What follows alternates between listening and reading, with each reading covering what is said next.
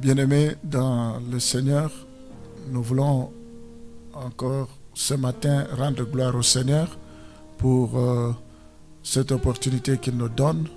Nous allons prier pour recommander ce programme d'enseignement entre ses mains. Seigneur, nous voulons te dire merci pour ce matin. Nous voulons te rendre gloire parce que ta parole nous dit à chaque jour suffit sa peine. Nous bénissons cette journée, nous déclarons que c'est une journée d'allégresse. Nous prions pour que tout ce que nous allons entreprendre puisse réussir. Nous voulons marcher selon tes voies, que tu nous conduises en toutes choses. Je te recommande le début et la fin de ce programme. Parle-nous, Seigneur. Nous avons soif de ta parole. Nous voulons t'écouter, Seigneur. Ta parole est esprit et vie. Il est écrit, l'homme ne vivra pas seulement de pain, mais aussi de toute parole qui sort de ta bouche. Merci Seigneur. Merci mon Dieu. Nous voulons que toi tu puisses être le premier à dire un mot au courant de cette journée pour nous, pour que nous puissions vivre. Où irons-nous encore parce que nous avons compris que c'est toi qui as les paroles de vie. Voilà, nous voulons soupirer ce matin à tes côtés, Seigneur. Nous voulons vraiment que toi, tu puisses nous transformer, nous communiquer ta vie. Sois béni à jamais au nom de Jésus. Amen. Voici du reste 9 passages de l'Écriture qui nous exhortent à une vie sainte. Nous allons examiner ces 9 passages à une vie sainte et à un service fructueux en vue de ses retours. On va commencer dans 1 Corinthiens 4, le verset 5. C'est pourquoi ne jugez de rien avant le temps jusqu'à ce que vienne le Seigneur, qui mettra en lumière ce qui est caché dans les ténèbres et qui manifestera les desseins des cœurs. Alors chacun recevra de Dieu la louange qui lui sera due. Alléluia. Oui, ce n'est pas le moment de juger. Il n'y a qu'un seul juge, Dieu lui-même viendra. Il n'y a rien qui est caché devant lui. L'homme ne moissonnera que ce qu'il aura semé. Nous devons craindre Dieu qui détruit le corps et l'âme que de craindre l'homme qui détruit seulement le corps. Donc, nous ne pouvons pas juger, mais Dieu lui-même viendra au temps marqué. On va lire, nous allons continuer 1 Corinthiens chapitre 3, les versets 4 à 5. Cette assurance-là, nous l'avons par Christ auprès de Dieu. Ce n'est pas à dire que nous soyons par nous-mêmes capables de concevoir quelque chose comme venant de nous-mêmes. Notre capacité, au contraire, vient de Dieu. Nous devons savoir que notre capacité vient de Dieu. C'est par la grâce que nous serons sauvés au moyen de la foi. Donc notre capacité, notre force vient de Dieu. Nous devons demander son secours pour persévérer, pour rester intègre, juste, craignant Dieu. Nous voyons dans 1 Corinthiens 1 Thessaloniciens chapitre 5, le verset 23, la Bible dit que le Dieu de paix vous sanctifie lui-même tout entier. Nous devons chercher la sanctification, sans laquelle, la Bible dit, chercher la sanctification et la paix sans laquelle personne ne verra Dieu.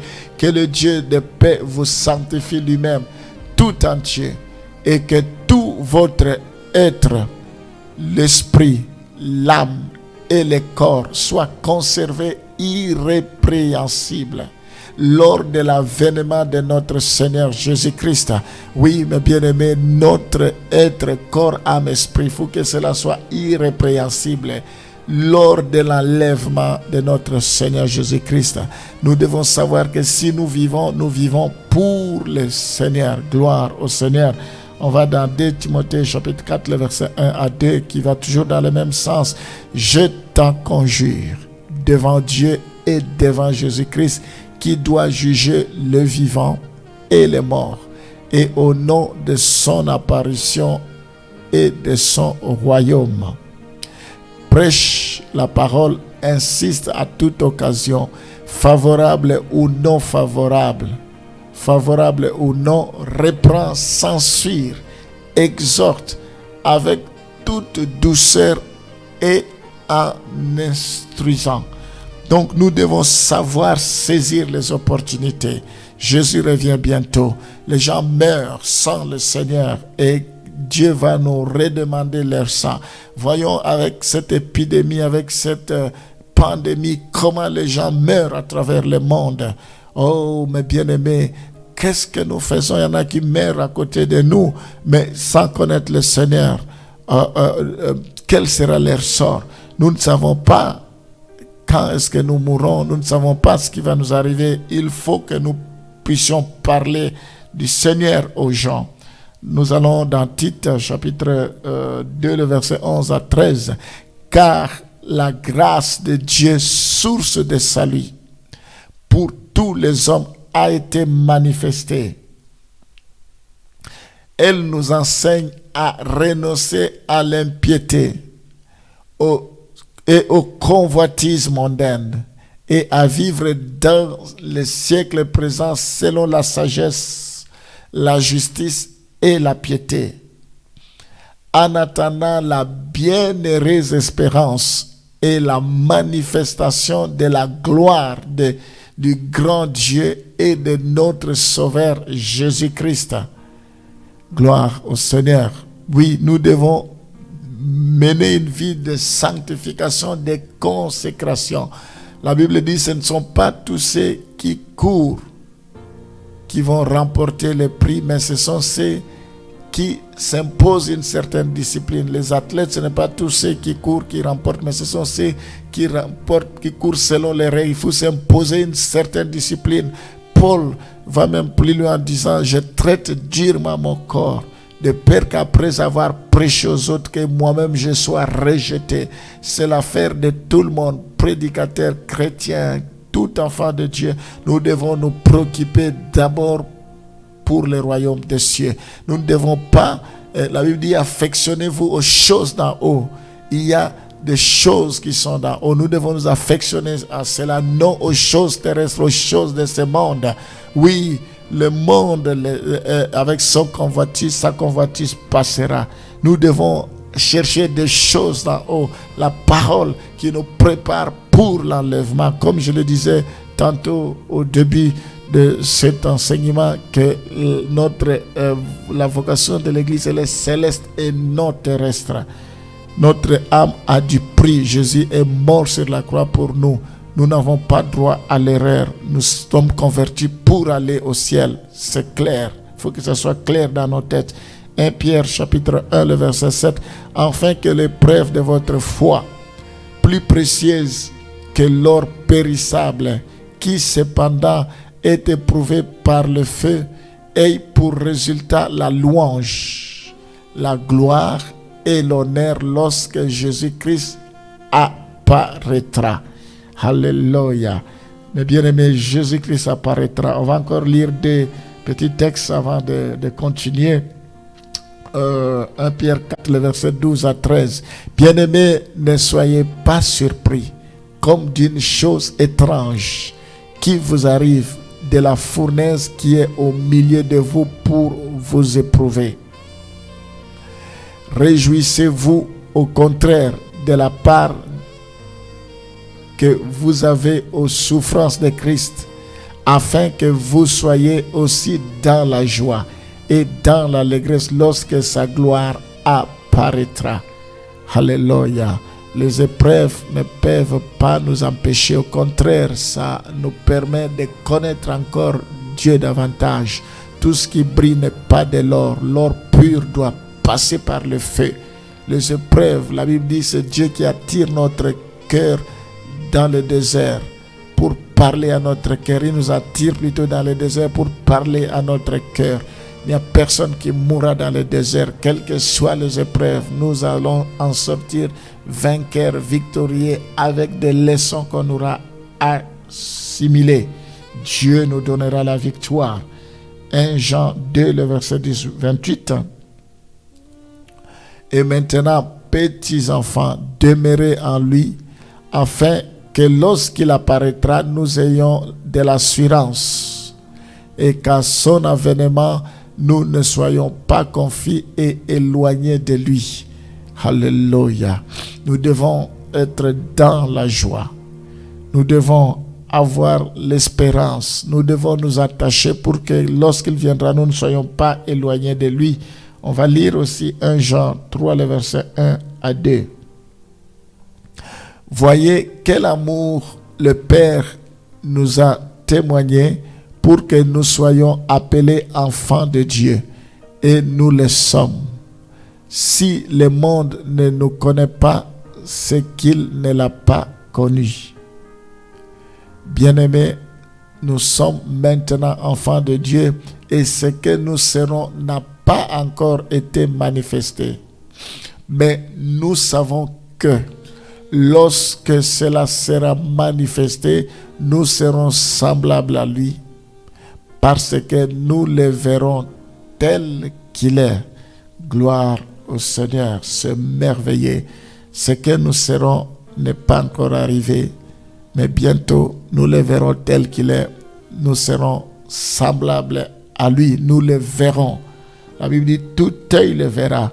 Donc autant de versets, mes bien-aimés, qui nous alertent pour que nous ne puissions pas passer à côté de cette réalité, de ce grand événement. Nous devons travailler pour cela. Alors, nous allons continuer. Nous tendons petit à petit vers la fin. Nous voulons voir ce mystère et soudaineté. Nous allons voir comment cela va se passer. Ça sera, comme la Bible dit, ça sera comme un clin d'œil. On va revenir dans 1 Corinthiens chapitre 15, le verset 51 à 52. 1 Corinthiens 15, le verset 51 à 52. Voici, je vous dis un mystère. Nous ne mourrons pas tous, mais tous nous serons changés. En un instant, à un clin d'œil, à la dernière trompette, la trompette sonnera et les morts ressusciteront. Les morts ressusciteront incorruptibles et nous serons changés. Gloire au Seigneur. Permettez-moi d'examiner encore brièvement l'exhortation de Paul aux Corinthiens au sujet de l'enlèvement. Voici, je vous dis un mystère. C'est un mystère. Nous ne mourrons pas tous, mais tous nous serons changés en un instant, en un clin d'œil. À la dernière trompette, la trompette sonnera et les morts ressusciteront incorruptibles et nous serons changés. Il est important que nous comprenions en un clin d'œil, à la dernière trompette, à un instant. Il est d'importantes vérités qui ne doivent pas être considérées avec superficialité. Ce passage nous dit que l'enlèvement est un mystère. C'est un mystère. Ça veut dire ce que ça veut dire. C'est un mystère. Ça veut dire que tout le monde ne peut pas comprendre. L'homme charnel ne peut pas comprendre. L'homme animal ne peut pas comprendre. C'est un mystère. Or, ce n'était pas un mystère que les saints doivent ressusciter un jour. Et la doctrine de la résurrection n'a pas été introduite par Paul, puisque tout l'Ancien Testament ainsi que le Nouveau Testament démontrent que les morts doivent ressusciter. Nous voyons ici que c'est un mystère. La résurrection, le retour de Jésus. Le mystère réside plutôt dans le fait qu'au retour de Christ, certains des saints seront enlevés sans connaître la mort. C'est ça le mystère, parce que Paul parle d'un mystère, ce n'est pas par rapport à la résurrection des morts. Donc, il y aura certains saints, certains enfants de Dieu qui ont cru, qui prendront part à cela sans pour autant mourir, sans connaître la mort. L'expression « ceux qui dorment », qui ne concerne donc que les morts en Christ, fait allusion au sommeil du corps. Lorsqu'un croyant décède, il se rend auprès de Christ. Ça, c'est inévitable. Ce n'est pas Christ qui vient à lui, c'est son âme qui a directement rendez-vous avec Christ. son esprit est dès lors auprès du Seigneur. Selon 2 Corinthiens chapitre 5, le verset 8. Nous sommes pleins de confiance et nous aimons mieux quitter ce corps et demeurer auprès du Seigneur. Donc, quand nous mourons, ce n'est pas Christ qui vient vers nous, mais c'est notre âme qui va directement vers le Seigneur, vers le Seigneur. Donc, son esprit est dès lors auprès du Seigneur. Cependant que nous dormions ou que nous soyons vivants, lorsque Jésus reviendra, nous serons changés. Tel était le secret, le mystère que le Saint-Esprit avait confié à Paul. Nous devons comprendre que nous mourrons, que nous soyons vivants. Quand le Seigneur viendra, nous serons tous enlevés. Une autre vérité est la soudaineté de l'enlèvement. La Bible dit en un instant, en un clin d'œil. Quand nous faisons un clin d'œil, c'est rapide. Et c'est comme ça que les choses vont se passer. La translation de saints sera d'une rapidité extrême. Songez par un exemple à ce croyant qui gît sur un lit de maladie, endurant des souffrances presque insupportables et qui, en une fraction de seconde, partira à la rencontre du Seigneur dans les airs, dans un corps qui ne connaîtra plus aucune souffrance. C'est le moment où je vous parle, il y a des malades partout dans des hôpitaux à travers le monde, des gens qui souffrent. Mais lors de l'enlèvement, imaginez-vous, ils vont être enlevés directement de leur corps. Ils vont être enlevés, transformés et il n'y aura plus de souffrance. Ça, c'est merveilleux. Et tout cela se produira à l'espace d'un clin d'œil. Une dernière vérité révélée situe l'enlèvement dans le temps, à la dernière trompette. La Bible parle de la dernière trompette. La trompette sonnera. À l'époque, quand la trompette sonnait, il y avait toujours un message. C'est soit pour que le peuple puisse camper, pour que le peuple puisse partir, il y avait toujours un message. Nous voyons à la trompette sonnera. Le rôle de cette trompette n'est pas d'annoncer la séparation d'avec Dieu ou le jugement, mais bien la résurrection et la vie. Cette trompette sonnera pour annoncer la résurrection et la vie. Ce n'est pas un ange qui soufflera dans cet instrument et nous ne pouvons pas l'apparenter aux trompettes de jugement résonnant dans l'Apocalypse. Dans 1 Timothée 4, le verset 16, ce verset, car le Seigneur lui-même a un signal donné à la voix d'un archange et au son de la trompette de Dieu descendra du ciel et les morts en Christ ressusciteront premièrement. Il s'agira de la trompette de Dieu. Elle sera la dernière de la période de la grâce. Le son de cette trompette ne sera pas perçu du monde entier. Ce n'est pas le monde entier qui entendra, car Dieu ne convoquera que ses rachetés pour qu'ils viennent à sa rencontre. Ce n'est pas tout le monde qui entendra, que ceux qui sont de Dieu et soient toujours avec lui, pour qu'il soit toujours avec lui. Et ainsi, nous serons toujours avec le Seigneur. Une perspective propre à nous jeter à genoux pour nous humilier, nous préparer et adorer le Seigneur. Gloire au Seigneur. Nous voyons que le Seigneur revient bientôt. Nous allons enfin prier pour que nous puissions comprendre ce mystère et soudaineté, que nous soyons toujours prêts parce que cela va se passer en un clin d'œil. Nous allons demander la grâce, la faveur de Dieu pour qu'il nous ouvre les yeux.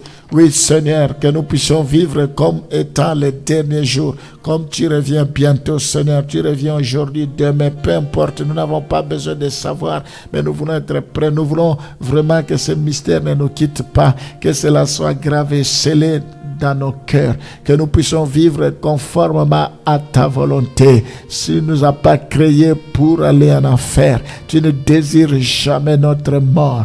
Oh Seigneur, nous avons suffisamment écouté ta parole. Nous avons besoin de ta grâce. Ce n'est pas que nous soyons capables de faire quoi que ce soit. Notre capacité, notre grâce vient de toi. Je prie tout par celui qui me fortifie. Tu uses de patience. Tu ne veux pas que les gens aillent en enfer. Tu uses de patience pour que tous arrivent à la repentance. Nous voulons de ceux qui vont se repentir, de ceux, Seigneur, qui se sont repentis, qui persévèrent. Fais-nous grâce éternelle.